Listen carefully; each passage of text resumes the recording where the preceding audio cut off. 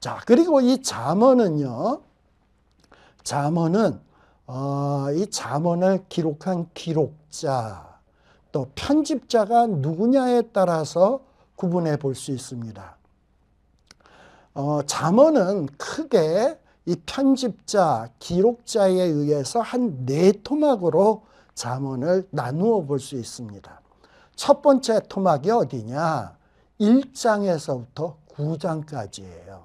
이것이 잠언 전체의 우리 아까 1장 1절에서 6절까지는 서론 중에 서론이고요. 진짜 잠언의 전체적인 가장 중요한 내용이 뭐냐? 1장에서부터 9장까지인데 1장에서부터 9장까지 그 다음에 두 번째 파트가 뭐냐? 이전 화면이요. 두 번째 파트는 이제 10장 1절에서부터 22장까지 나오는 내용이에요. 여러분들 한번 성경을 펴서 한번 보세요. 1장 1절 하면 뭐라고 시작을 합니까? 우리 아까 다윗의 아들 솔로몬의 잠언이라 라는 말씀으로 시작을 했어요. 근데 10장 1절은 솔로몬의 잠언이라 라고 돼 있어요. 차이점. 1장 1절과 10장 1절의 차이점. 1장 1절에서는 다윗의 아들 솔로몬의 잠언이다. 10장 1절은 솔로몬의 잠언이다 라고 돼 있어요. 또 잠언 25장 1절에 보면 또 뭐라고 되어 있느냐? 거기에는 이것도 솔로몬의 잠언이요 유다 왕 히스기야 신하들의 편집한 것이다 라고 말씀을 하고 있어요. 또 잠언 30장 31장에 보면 특별히 30장 1절에는 이 말씀은 아게의 아들 아굴의 잠언이니 31장 1절은 르무엘 왕이 말씀하신 바 곧 그 어머니가 그를 훈계한 잠언이라. 자, 그래서 이 네 토막을 나눌 때 그 각각의 토막의 첫 번째에 무슨 얘기가 나오냐? 이 잠언은 누구의 잠언이다. 이 잠언은 이것도 솔로몬의 잠언이다. 근데 이거는 히스기야 때 편집한 것이다. 이거는 아굴의 잠언이다. 이거는 르무엘 왕의 말씀인데 그 어머니가 그를 훈계한 잠언이다. 요 각 토막의 첫 번째 나오는 말을 통해서 잠언을 구분해 볼 수 있습니다. 그래서 첫 번째 토막은 1장에서부터 9장. 두 번째 토막이 제일 길어요. 10장 1절에서부터 한 24장까지. 그 다음에 세 번째 토막은 25장에서부터 29장까지. 또 마지막 토막은 잠언의 부록인데요. 30장에서부터 31장까지. 그래서 여러분들이 잠언을 읽을 때 무조건 잠언 전체가 솔로몬이 썼거니 이렇게 생각을 하시면 안 돼. 물론 다 솔로몬하고 관련이 돼 있어요. 1장에서부터 9장까지는 솔로몬이 쓴 건데 특별히 지혜가 뭔지에 대해서 쭉 설명한 것이 1장에서부터 9장까지구나. 그 다음에 10장에서부터 22장까지는 솔로몬의 잠언인데 짤막짤막한 경고들을 막 모아놓은 부분이 요 10장에서부터 한 24장까지의 내용이구나. 요거 아셔야 되고. 그럼 솔로몬이 왜 이렇게 짤막한 말씀들을 경고를 모아놨을까? 자기가 다스리는 백성, 자기의 아들들에게 지혜를 가르치기 위해서 짤막한 이런 어떤 지혜의 말씀들을 모아놓은 모음집이란 말이에요. 이게 두 번째 파트. 솔로몬의 잠언에서 10장에서부터 쭉 나오는 부분. 제일 긴 부분이에요. 그리고 세 번째 부분이 25장에서부터 29장인데 거기에는 첫 마디가 뭐냐? 이것도 솔로몬의 잠언인데 이거는 히스기야 때 편집한 거다. 이것도 솔로몬의 잠언, 히스기야가 편집했다는 게 뭐지? 솔로몬이 한 말인데 솔로몬이 죽고 난 다음에 나중에 히스기야가 왕이 돼서 히스기야가 자기 신하들을 좀 지혜롭게 만들기 위해서 지혜를 가르치려고 하는데 뭐 어떻게 가르쳐야지 이러는데 자기의 그 조상 가운데 솔로몬이 좋은 말들을 많이 해놓은 게 많아. 근데 잠언에 이전에 처음 했던 솔로몬의 잠언에 기록이 안 돼 있어. 근데 이런 말씀들을 내가 신하를 가르칠 때 사용하면 굉장히 좋을 것 같아. 그래가지고 그것들을 다 모아서 편집해서 모아놓은 것이, 히스기야가 편집해서 모아놓은 것이 이것도 솔로몬의 잠언인 거예요. 그래서 25장에서부터 29장까지 여기에는 주로 뭐가 기록되어 있냐, 신하가 어떻게 하면 지혜로운 신하가 될 수 있는지, 백성들이 어떻게 하면 지혜로운 백성들이 될 수 있는지에 대한 지혜로운 말씀들을 모아놓은 것입니다. 그리고 마지막 부분 30장에서부터 31장까지는 잠언의 부록이에요. 근데 잠언의 부록에 보면 아굴의 잠언이다, 르무엘의 왕, 르무엘 왕 이렇게 나오는데, 아굴과 르무엘도 다 솔로몬하고 관련이 있는 사람입니다. 아마도 아굴은 솔로몬 통치 시대 때 솔로몬의 신하 가운데서 굉장히 지혜로웠던 신하 가운데 한 사람인 것 같아요. 또 르무엘 왕 같은 경우에 다윗 솔로몬 때 주변의 모든 나라, 조그만 나라들을 다 정복하고 식민지로 다스렸잖아요. 그런 어떤 왕, 그 솔로몬이 다스리는 조그만 나라의 어떤 왕 혹은 방백 중에 하나가 르무엘 왕이 아닌가. 그러니 아굴과 르무엘도 솔로몬하고 관련이 있다.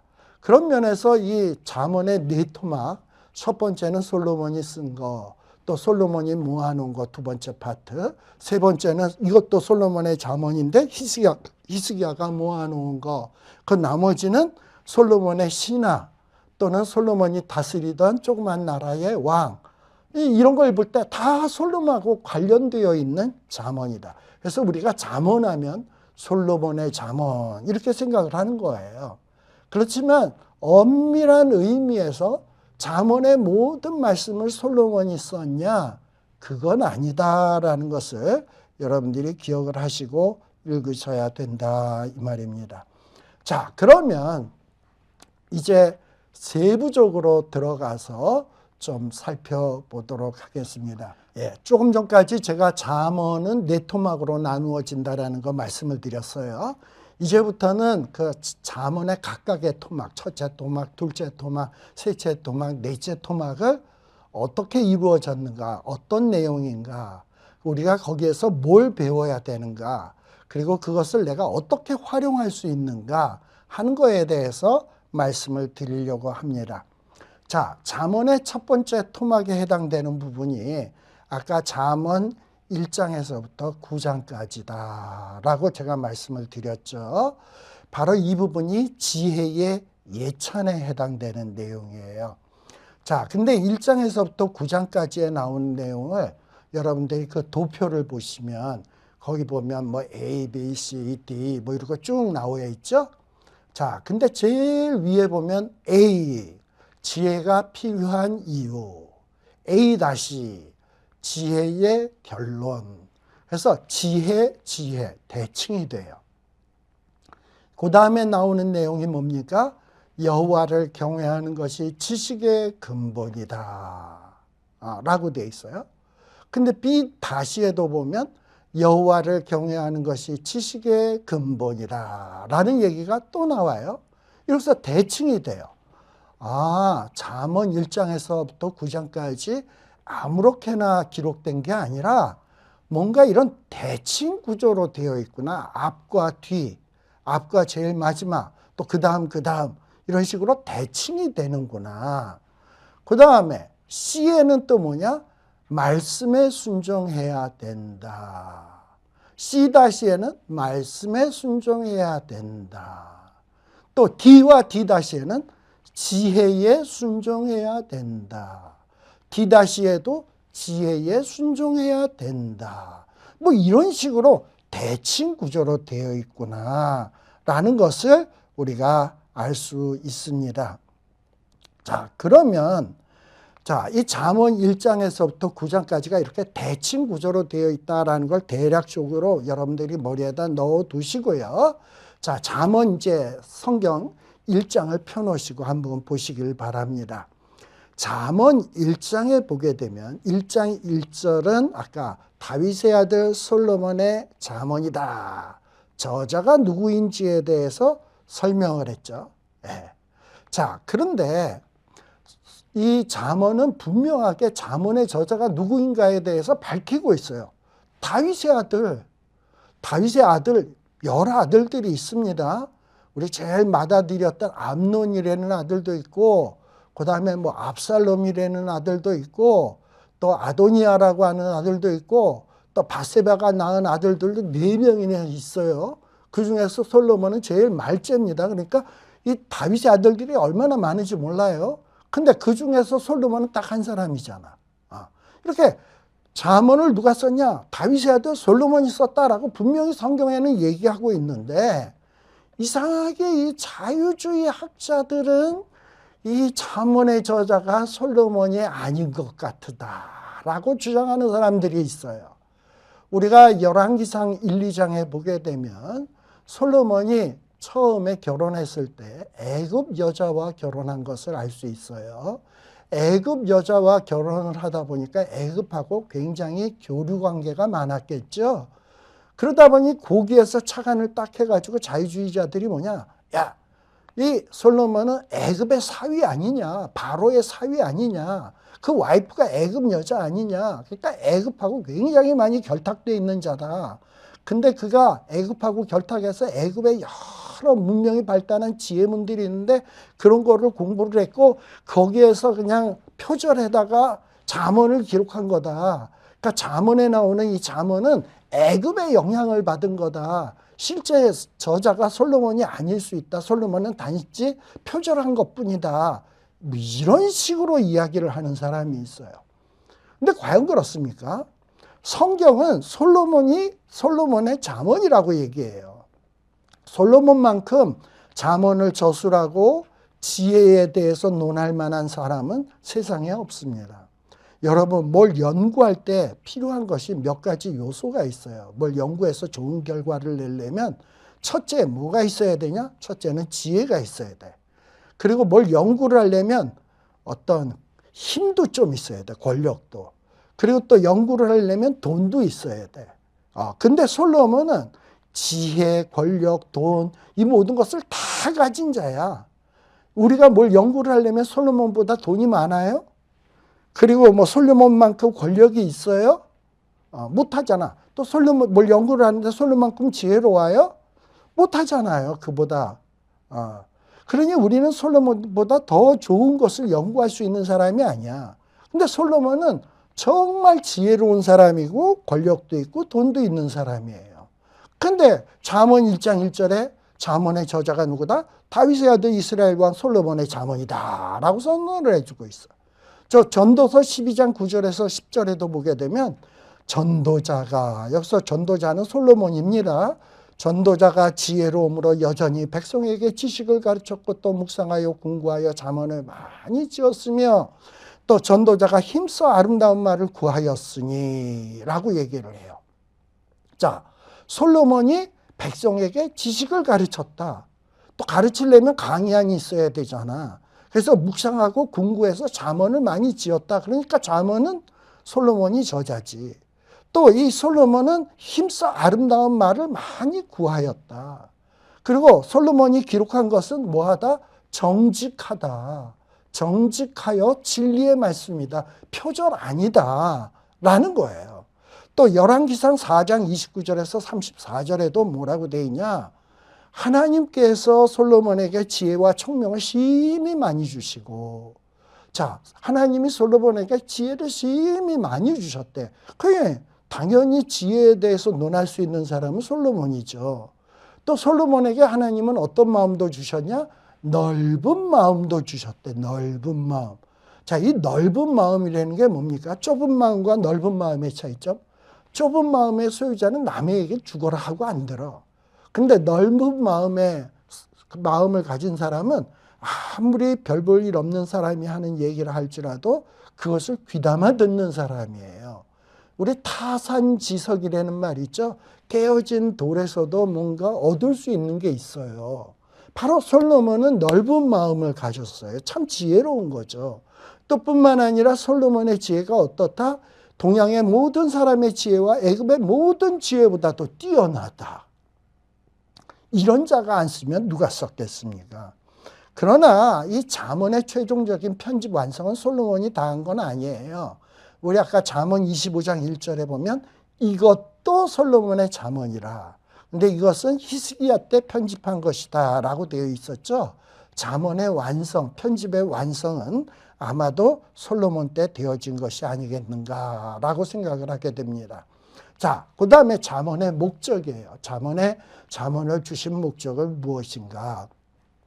특별히 잠언 1장 1절에서 6절까지 보면 잠언 서론 1장에서부터 9장까지가 서론인데 거기에 서론이에요. 1장 1절에서 6절은요.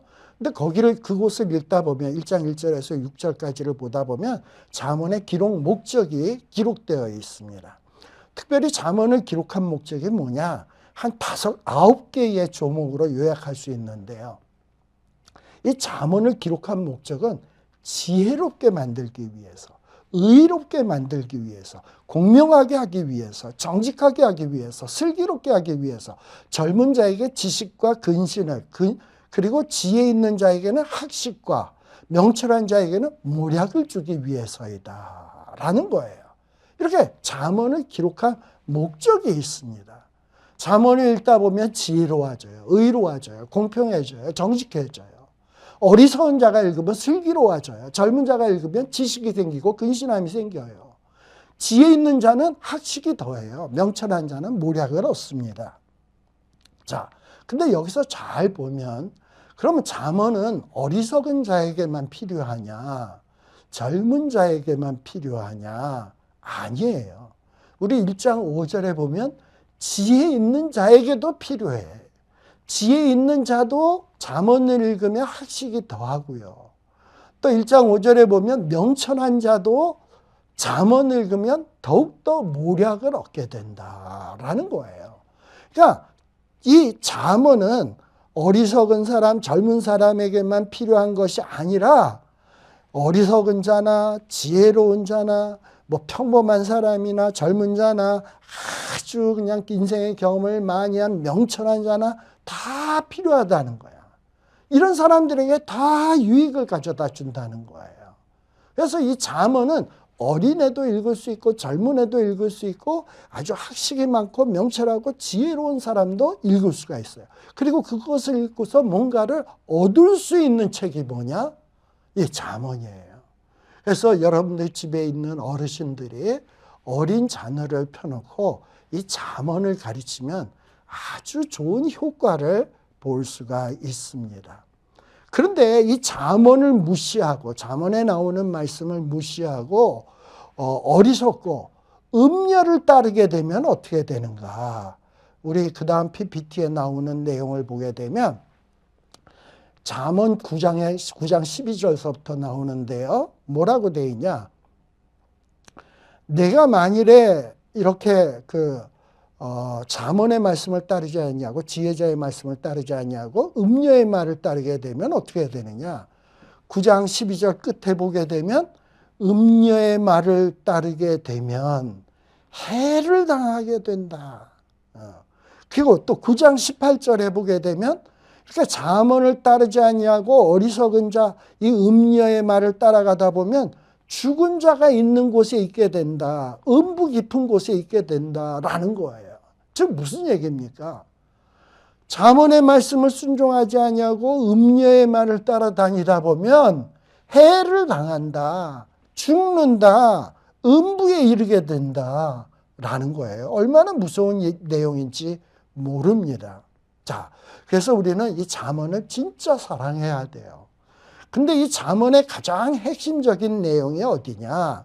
제가 아까 잠언의 첫 번째 토막 1장에서부터 9장까지다라고 얘기를 했어요. 우리 PPT 그 다음 화면에 보게 되면 이 잠언은요. 1장에서부터 9장까지는 특별히 아까 1절에서부터 6절에 잠언이 필요한 이유, 잠언의 목적에 대해서 얘기했죠. 그 다음에 잠언 9장 12절에서 18절에는 지혜의 결론이에요. 그럼 가운데 토막 요 1장 7절에서부터 9장 11절까지는 뭘 얘기하고 있냐? 그럼 정말 하나님이 기뻐하시는 지혜가 뭐냐? 지혜의 근본 원리가 뭐냐? 하는 것을 설명해 주는 것이 요 잠언 1장 7절 이하 9장 11절까지의 내용입니다. 자, 근데 이 지혜의 근본 원리는 뭐라 그랬어요? 아까 제가 여호와 경외다라고 말씀을 드렸죠. 자, 그러면 여호와를 경외한다는 게 도대체 뭐냐? 여호와를 경외한다는 것이, 여러분, 하나님은 눈에 보이지가 않잖아. 하나님은 뭐 냄새 맡을 수 있는 것도 아니고 하나님을 볼 수 있는 것도 아니고 하나님을 만질 수 있는 것도 아니잖아. 근데 이렇게 보지 못하고 만질 수도 없고 느낄 수 없는 부분을 어떻게 경외합니까? 참 어려운 일이잖아요. 또 보이지 않는 하나님을 사랑한다? 이것도 참 어려운 일이잖아요. 그래서 우리가 여호와를 경외해야 된다, 여호와를 경외해야 된다 이런 말을 수없이 듣고 배우지만 막상 야, 여호와를 경외하는 게 뭐야? 하고 물어보면 여호와 경외? 글쎄, 그냥 무서워하는 건가? 뭐 이 여호와 경외에 대해서 제대로 설명하는 사람이 없어. 과연 여호와 경외하는 것이 뭡니까? 우리가 여호와를 경외한다든지 여호와를 사랑하는 게 뭔지를 알려면 이 예수님이 하신 말씀을 보면 뭔지 좀 감을 잡을 수 있어요. 신약성경 요한복음 14장 21절에 보면 예수님이 이런 말씀을 하십니다. 나의 계명을 가지고 지키는 자라야 나를 사랑하는 자니 나를 사랑하는 자는 내 아버지께 사랑을 받을 것이요 나도 그를 사랑하여 그에게 나를 나타내리라. 자, 예수님을 사랑하는 게 뭐라고요? 예수님의 계명을 지키는 것이 가지고 지키는 것이 예수님을 사랑하는 거래요. 또 예수님을 사랑해야 아버지께도 사랑을 받을 수 있대요. 자, 그럼 아버지 하나님을 사랑하는 건 뭡니까? 아버지 하나님의 계명을 가지고 지키는 게 아버지를 사랑하는 거예요. 네. 이렇게 얘기할 수 있어요. 그래서 하나님을 보이지 않는 하나님을 경외한다라는 것은 뭐냐? 하나님은 비록 눈에 보이지 않지만 하나님이 주신 말씀은 문자로 되어 있기 때문에 우리가 눈으로 볼 수 있잖아. 하나님은 눈에 안 보이지만 하나님의 계명은 눈에 보이잖아. 이 계명을 열심히 읽고 마음에 간직하고 이 말씀을 지키면서 살아가는 게 곧 뭐다? 보이지 않는 하나님을 사랑하는 것이다. 우리가 하나님은 볼 수 없지만 하나님을 볼 수 있도록 이 땅 위에 보내신 분이 있잖아. 그게 예수님이잖아요. 나를 본 자는 아버지를 보았거늘 너희들 왜 자꾸 하나님을 보이라고 하느냐라고 예수님이 말씀하시잖아요. 예수님이 이 땅 위에서 하나님이 어떤 분인지를 다 보여주셨어요. 그리고 가르치셨어요. 그래서 우리가 하나님은 볼 수 없지만 예수님의 하신 말씀이 기록되어 있고 예수님이 하신 행적이 기록되어 있고 시각적으로 느낄 수가 있어요. 이 땅에서 그렇게 사셨기 때문에. 아, 이게 하나님의 모습이구나 알 수 있어요. 그래서 이 하나님의 계명, 예수님의 말씀을 마음속에 간직하고 지키고 그것을 사랑하는 것이 곧 뭐다? 예수님 사랑, 하나님 사랑하는 것이다 라고 볼 수 있습니다. 그래서 진정한 지혜는 뭐냐? 첫 번째, 진정한 지혜는 여호와를 경외한다는 것은 뭐냐? 먼저 하나님의 계명의 말씀을 듣고 마음에 간직하고 그 말씀에 반응해서 회개하고 그 말씀을 영접하고 그 말씀을 실천하며 살아가는 것입니다. 자, 그 다음에 우리 잠언 1장 20절에서부터 이제 나오는 내용을 보면 거기에 보면 특이한 말씀이 있습니다. 잠언 1장 20절에 보면 지혜가 길거리에서 부른다라는 말씀이 나와요. 여러분, 지혜는 인격체입니까? 비인격체입니까? 비인격체죠. 근데 비인격체가 무슨 길거리에서 사람을 불러? 좀 이해가 안 되잖아요. 누구를 부르고 누구에게 어떤 말을 한다라는 것은 인격체잖아요. 근데 잠언 1장 20절에서부터 쭉 보게 되면 거기에 나오는 이 지혜가 이제 1절에서는 지혜가로 나옵니다만 23절서부터는 지혜가 말을 하면서 나의 책망을 들어라. 내가 내 신을 너에게 부어주겠다. 이러면서 나라고 하는 1인칭을 사용하고 있어요. 근데 이 나가 누구냐? 지혜야. 근데 지혜가 막 말을 해. 이상하지 않아요? 근데 이 지혜, 이 나라고 하는 것을 가만 잠언 1장 20절에서부터 26절까지를 보게 되면 이 지혜는 단순한 지혜가 아니구나. 뭔가 인격체인데 마치 예수 그리스도를 연상시키는 것 같다. 왜냐하면 이사야서 42장 2절에 장차 오실 메시아에 대해서 예언한 구절에 이런 구절이 있어요. 이사야 42장 2절에 그는 외치지 아니하며 목소리를 높이지 아니하며 그 소리를 거리에 들리게 하지 아니하며 뭐 이런 말씀이 나온단 말이에요. 그래서 장차 메시아가 이 땅 위에서 어떻게 할 건지 어떤 말을 어떻게 할 것인지가 기록되어 있어요. 그리고 잠언 1장 23절에서 26절에 보세요. 거기에 보면 지혜가 말을 하는데 나의 책망을 들어라. 돌이켜라. 내가 나의 신을 너에게 부어주겠다. 지혜가 자기의 신을 부어주겠대. 이건 누가 한 얘기 같지 않아요? 우리 예수님이 뭐라 그랬어요? 내가 장차 보혜사 성령을 너희에게 부어줄 거다 라고 얘기했잖아. 마치 잠언 1장 23절에서 26절에 나오는 나는, 이 지혜는 마치 예수님인 것 같아. 눈에 보이지 않는 하나님을 예수님이 눈에 보이는 형태로 보여주셨잖아요. 그리고 예수님이 말씀하시고 너희들은 이 말씀을 듣고 돌이키라 그러잖아. 그러면 내가 내 신을 부어주겠다고 하잖아. 아하, 여기 잠언 1장에 나오는 지혜는 예수님이구나. 그니 예수님의 말씀을 듣고 예수님의 말씀을 영접하고 예수님의 말씀에 순종하는 것이 곧 뭐다? 지혜구나. 우리 신약성경에서도 보게 되면 고린도전서 1장 24절에 보게 되면 오직 부르심을 받은 자들에게는, 그래서 부르심을 받은 자라고 돼 있어. 예수님이 이 땅에 오셔서 뭐라고 어떻게 오셨습니까? 내가 이 세상에 의인을 부르러 온 것이 아니라 죄인을 부르러 왔다. 죄인을 부르러 왔대요. 그리고 이 부르심을 받은 자들에게는 이 주님의 복음의 말씀이 하나님의 능력이고 지혜라고 얘기를 하고 있어요. 그래서 잠언에서 말하는 지혜, 첫 번째는 말씀의 순종, 계명의 순종이고, 두 번째는 예수님에 대한 영접, 예수님의 말씀에 대한 순종이로구나 라는 것을 알 수 있습니다. 그래서 여호와를 경외한다라는 것은 어려운 얘기지만 말씀에 순종하는 것은 눈에 보이는 형태로 할 수 있는 거잖아.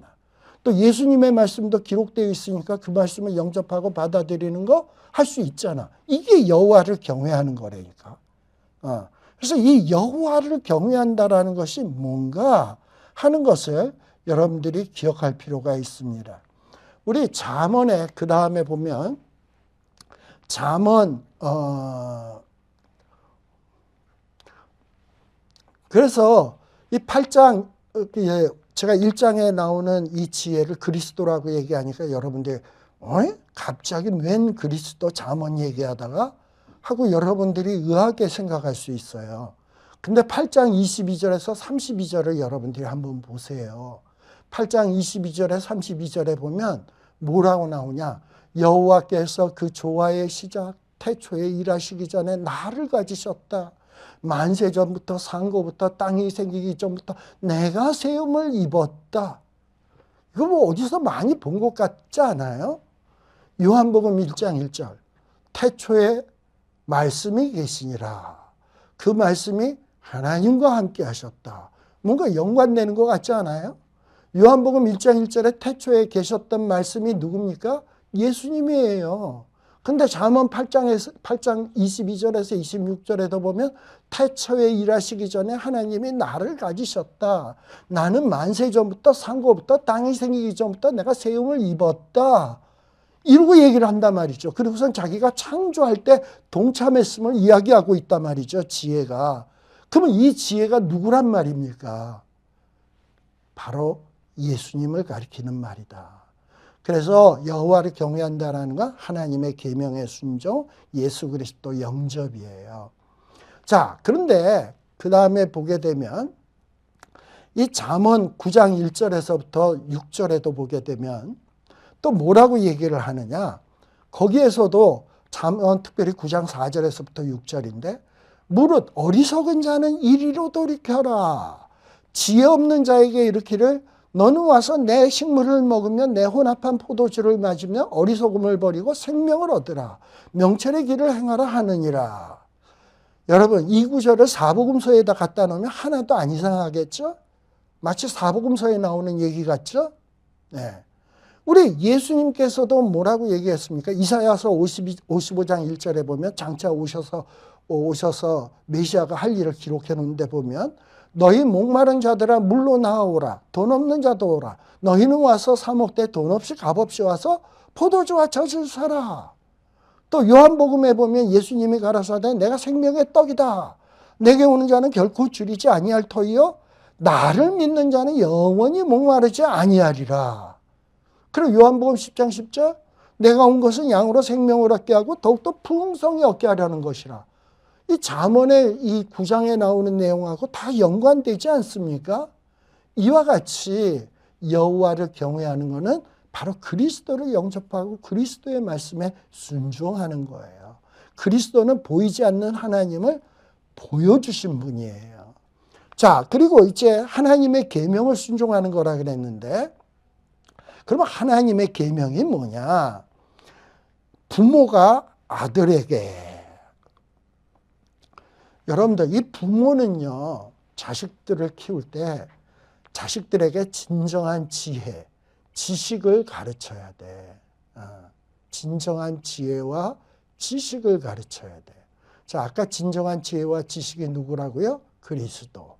그리스도에게 귀 기울이게 하면서 이 부모들이 경건한 부모는 하나님의 계명을 소중히 여기며 지키며 살아온 사람이야. 근데 자기가 알고 있었던 하나님의 계명을 또 누구에게 가르친다? 자식에게 가르친다. 그래서 이 부모가 가르치는 내용은 곧 뭐다? 부모가 막 그냥 지멋대로 만들어낸 지혜의 내용이냐? 아니에요. 하나님의 계명이야. 부모가 그 하나님의 계명을 소중히 여기고 자기가 일생을 살면서 거기에 순종을 했고 그 순종한 것을 자녀에게 가르친 거예요. 이게 뭐냐 하면 이 부모의 훈계, 부모의 법이에요. 그래서 이 부모는 자식에게 내 아들아 하면서 가르칠 때 뭘 가르쳐야 되냐? 하나님의 계명을 가르쳐야 돼. 여기서 잠언 2장 1절에서 보면 내 아들아 내가 만약 나의 말을 들으며 나의 계명을 내게 간직해라. 부모가 나의 말 나의 계명이라고 그랬어요. 근데 이 나의 말 나의 계명이 누구의 말씀이냐? 하나님의 말씀이야. 이 하나님의 말씀을 가르치라는 거예요. 이게 부모가 해야 될 일이다. 이게 부모가 하나님을 경외하는 부모가 해야 될 일이고 이게 부모의 말을 잘 듣는 자가 하나님을 경외하는 자식이 되는 길이에요. 자, 그 다음에 또 우리 보면은 부모는요 자식들이 가르침을 마음으로 듣고 행할 수 있게 해야 된다. 마음으로 듣고 행할 수 있게 해야 된다라는 거예요. 우리 잠언의 3장에 보면 특별히 마음이 많이 강조됩니다. 내 아들아 나의 법을 그냥 귀로만 쓱 듣고 우의독경식으로 씩 잊어버리지 말고 말씀 부모님이 가르친 그 나의 계명 나의 법을 어떻게 해라? 마음으로 지켜라. 마음으로. 그리고 마음판에 새겨라. 마음을 판에 새겨라. 그리고 마음을 다해라 라는 거예요. 그래서 여호와를 경외하는 것은 단순히 머릿속으로 그냥 하나님의 계명을 많이 아는 게 중요한 게 아니야. 내 마음속에 정말 설득당하고 정말 이렇게 생각을 해야 돼. 잠언 3장 6절에서도 보면 너는 범사에 그를 인정하라. 인정이 뭐예요? 아, 맞아. 내 생각보다 하나님의 생각이 더 옳아. 하나님이 이렇게 말씀하셨는데 내 판단이 틀려. 이게 맞는 거야. 이걸 마음으로 인정해야 되는 거예요. 이게 여호와를 경외하는 것이다 라는 겁니다. 자, 이런 식으로 하나님을 경외한다라는 것은 자, 그 다음에 좀 PPT를 좀 넘겨주세요. 더.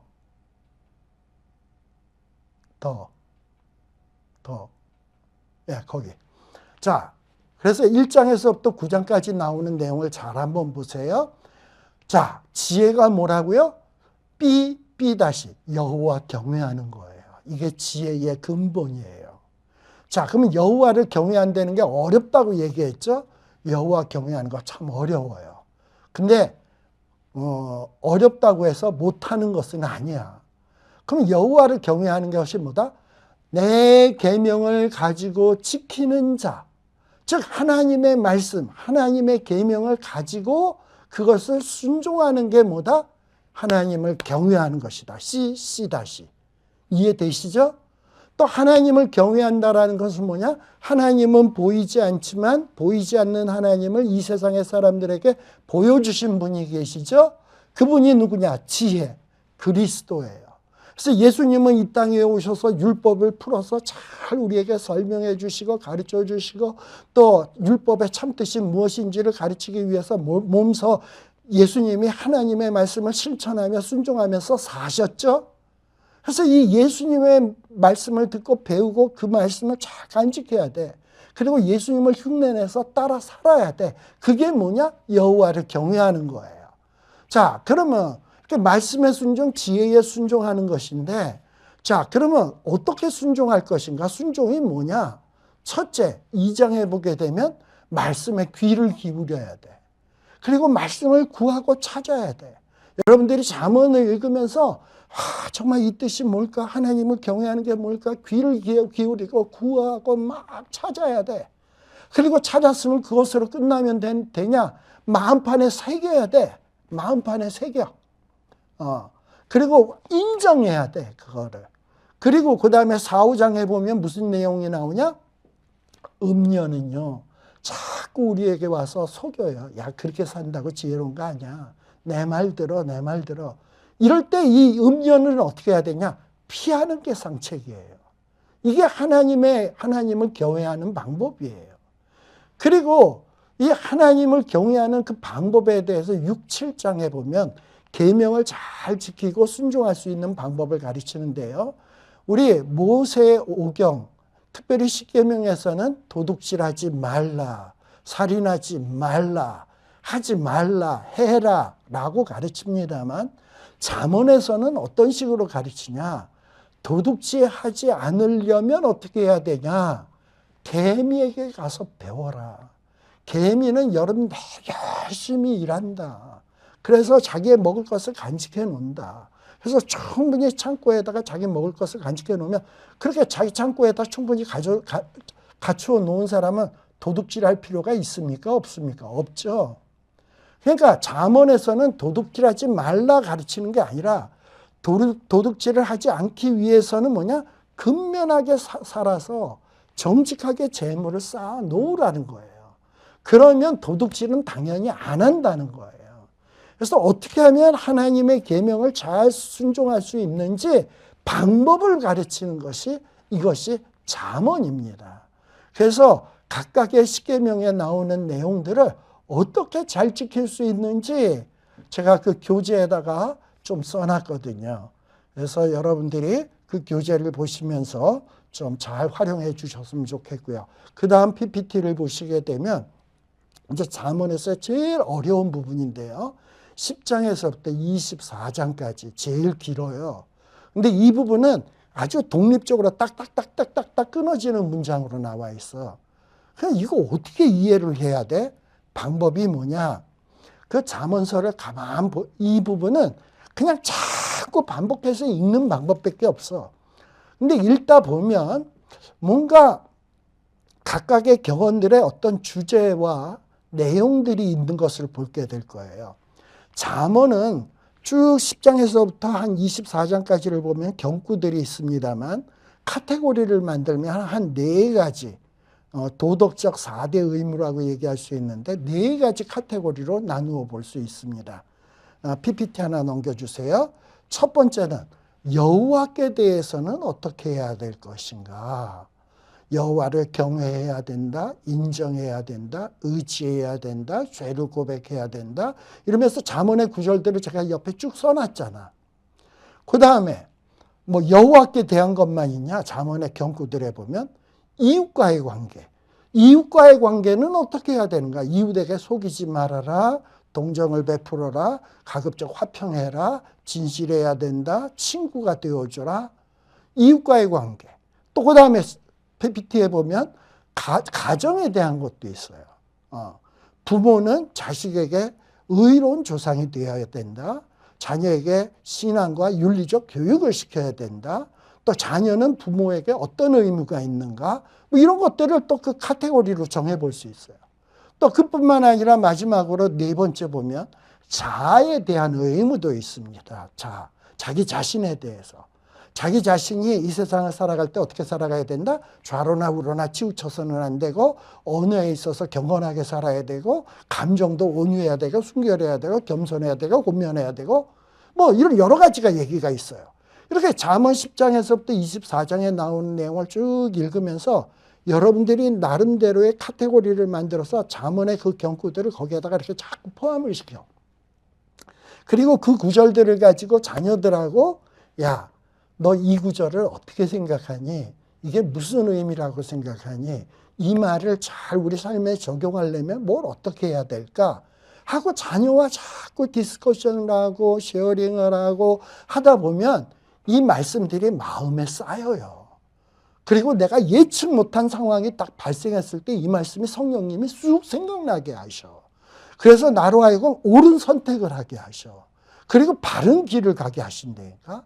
그래서 이 10장에서부터 24장까지 비록 어렵지만 자녀들하고 자꾸 카테고리를 만들어서 읽고 또 읽고 또 읽고 또 읽고 하란 말이에요. 제가 조금 전에는 네 가지로 나누었습니다만 그 다음 PPT에 보시게 되면 잠언 10장에서부터 22장 16절까지는 또 이런 식으로 또 주제를 나누어 볼 수도 있어요. 의인과 악인, 지혜로운 자와 미련한 자, 신중, 명철, 어리석음, 무감각, 삶과 죽음. 그래서 성경 구절들을 쭉 제가 써놨잖아요.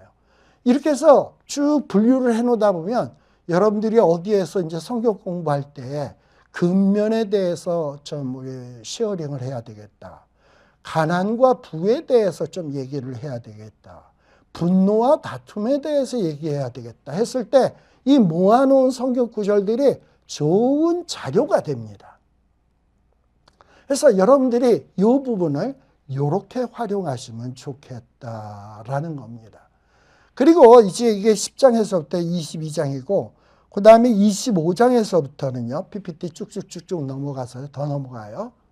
이제 여기서부터 25장에서부터 29장까지는 히스기야가 편집한 잠언이라 그랬죠. 이것도 솔로몬의 잠언이요. 히스기야의 신하들이 편집한 것이다 라고 되어 있습니다. 자, 히스기야 왕이 왜 솔로몬의 잠언을 편집을 했냐? 왜 가져다 그러니까 또 잠언집을 하나 또 냈냐? 히스기야 왕은 솔로몬이 죽은 뒤 한 200년쯤 지난 뒤에 왕인데요. 자기네들의 그 신하들을 교육하기 위해서 히스기야가 다스리던 백성들을 가르치기 위해서 이 좋은 지혜문들을 모은 거예요. 그 중에서 자기 할아버지의 어떤 솔로몬의 잠언들을 모아가지고 25장에서부터 29장까지를 모아놓은 겁니다. 그래서 25장에서부터 29장까지는 좋은 신하가 되려면 어떠해야 되는가, 또 좋은 백성이 되려면 어떻게 해야 되는가 하는 것들이 쭉 기록되어 있어요. 예를 들어서 하나만 설명하겠습니다. 25장 4절에 보게 되면 은에서 찢기를 제하라. 그리하면 장색에 쓸만한 그릇이 나올 것이요. 라고 되어 있어요. 은에서 찌꺼기를 제하래. 그러면 장색이 쓸만한 그릇이 나온다. 이게 무슨 얘기입니까?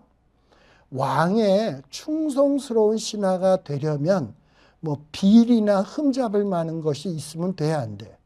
어떤 찌꺼기를 다 제해야, 깨끗해야 이 장색에 쓸만한 그릇이 나온다. 신하가 깨끗해야 왕이 쓸만한 신하가 된다는 것 아닙니까? 비유적인 표현이지만 정말 왕의 좋은 신하가 되려면 어떻게 해야 된다? 찢기를 제해라. 그래야 왕이 사용할 만한 좋은 신하가 된다. 또 25장 6절에 보면 왕 앞에서 스스로 높은 채 하지 말라. 대인의 자리에 서지 말라. 이게 뭐예요? 왕 앞에서 어떻게 처신해야 될 것인지를 가르치는 거잖아. 왕 앞에 가가지고 왕 당신 뭘 이렇게 정치를 이렇게 하십니까? 하고선 잘난 체 해봐요. 당장 잘리지. 그리고 이 신하가 맨날 높은 사람들 모이는 데만 가고 거들먹거려봐. 그런 신하가 어떻게 되겠습니까? 그래서 왕 앞에서 스스로 높은 채 하지 말며 대인의 자리로 서지 말라 이러면서 어떤 신하가 갖추어야 될 도리 이런 것들을 쫙 25장에서부터 29장까지를 기록해 주고 있습니다. 여기도 역시 카테고리를 만들어서 여러분들이 자꾸 반복해서 읽다 보면 그 쌓여진 것을 성령 하나님이 사용하실 때가 있을 것입니다. 그리고 마지막 파트는 30장, 31장 아굴의 자문 아닙니까? 아굴 아까 제가 말씀드렸어요. 이 아굴이 얘기하는 게 뭐예요? 부하게도 마옵시고 가난하게도 마옵시고 아닙니까? 근데 왜 부하게 말라고요? 부하면 하나님을 잊어먹을까? 가난하면 뭔가 배고파가지고 도둑질해서 하나님의 이름을 망령되이 일컫지 않을까? 결국 아굴이 얘기하는 게 뭡니까? 내가 하나님을 잘 경외할 수 있도록 너무 부하면 하나님 잊어버려서 하나님 경외 안 하고 너무 가난하면 도둑질해가지고 하나님의 이름을 욕되게 해서 하나님을 경외하지 못하게 되는 거니까 둘 다 좀 제발 좀 나에게 이 둘 다를 이루어 주옵소서 하고 기도하잖아요. 결국 아굴의 관심은 어디 있냐? 여호와 경외하는 데 있는 거예요. 그리고 31장에 보면 또 누구의 얘기가 나옵니까? 루무엘의 자문. 거기에 두 번째 파트에 현숙한 여인에 대한 얘기가 나오는데 제가 아까 얘기했죠. 현숙한 여인 어떻다고요? 여호와를 경외하는 여인은 칭찬을 받으리라. 고운 것도 헛되고 다 헛되지만 여호와를 경외하는 여인은 칭찬을 얻으리라. 결국 뭐예요? 현숙한 여인도 여호와 경외. 이렇게 잠언은 여호와를 경외하는 것에서 시작해서 여호와 경외로 끝난다. 그럼 가운데 있는 내용은 다 뭐다? 여호와를 어떻게 경외해야 되는가 하는 것을 설명하는 것이다. 여호와를 경외한다는 게 뭐다? 하나님의 계명을 간직하고 지키는 것. 또 하나님이 보내신 예수님을 영접하고 예수님의 말씀에 순종하는 것. 그리고 또 어떻게 하는 것? 하나님의 말씀을 마음으로 받아들이고 마음으로 인정하고 마음판에 인정하고 살아가는 것. 이게 여호와 경외하는 거라 그랬어요. 네. 그래서 여러분들의 삶 속에서 이렇게 여호와를 경외하는 모습이 이루어질 때 정말 우리 예수님이 약속하신 양으로 생명을 얻게 하고 더욱더 풍성한 삶을 체험하게 된다고 했는데 정말 이것을 저와 여러분들이 체험할 수 있기를 간절히 기원을 드립니다. 짧은 시간 안에 하다 보니까 시간이 길어졌습니다만 나중에 또 우리 잠언을 공부할 기회가 있겠죠. 기도하고 마치겠습니다. 하나님, 정말 하나님의 자녀다우게 살기를 원합니다. 하나님은 우리가 죽어서 천국 오는 것만 원하는 것이 아니라 이 땅 위에서도 살면서 하나님의 자녀다우게 당당하게 풍성하게 살기를 원하며 그 모습으로 모든 사람들의 복의 근원이 되기를 원하고 계십니다. 어찌해야 이렇게 살 수 있는지요? 잠언을 통해서 배우게 하여 주옵소서. 정말 하나님 여호와 하나님을 경외하게 하여 주옵소서. 하나님이 보내신 예수님을 영접하고 예수님의 가르침에 순종하게 하여 주옵소서.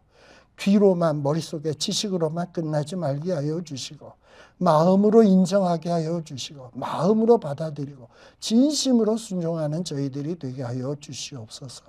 그리할 때 우리에게 펼쳐지는 그 약속된 축복이 무엇인지 체험하게 하여 주시고 바로 이것이 말씀의 능력이로구나, 잠언이 말하는 지혜로구나 하는 것을 체험할 수 있는 우리 모두 되게 하여 주시옵소서.